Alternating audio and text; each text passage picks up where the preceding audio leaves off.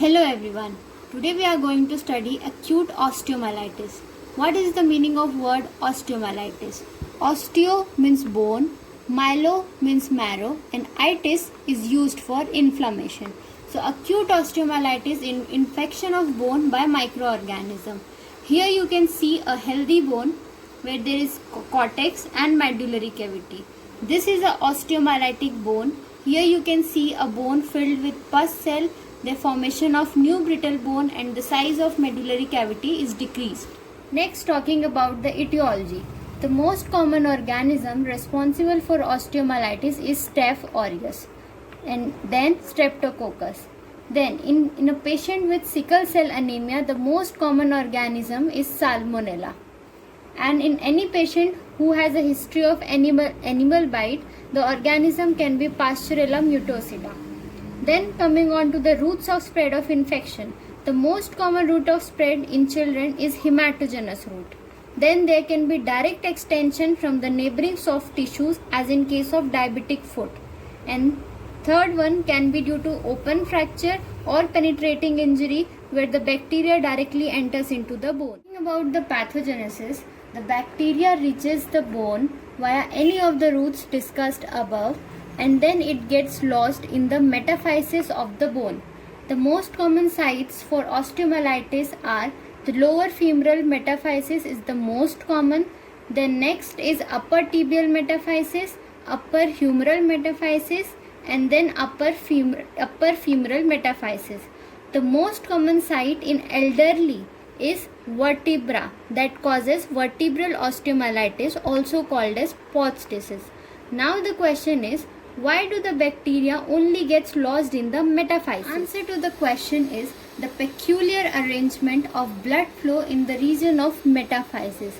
You can see here arrangement of arteries and veins. This is called a hairpin arrangement.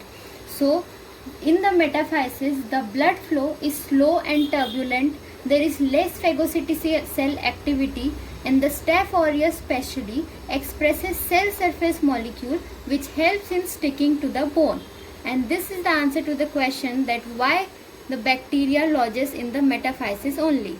This is the initial site of infection, which is a localized accumulation of pus. In the next stage, the size of pus increases and it gradually leads to the formation of subperiosteal abscess. This abscess blocks the blood supply of this particular area, which leads to formation of sequestrum. Sequestrum is dead bone. Sequestrum formation leads to periosteal reaction, which is involucrum formation. This involucrum is the new bone, but this is much weaker than the original bone.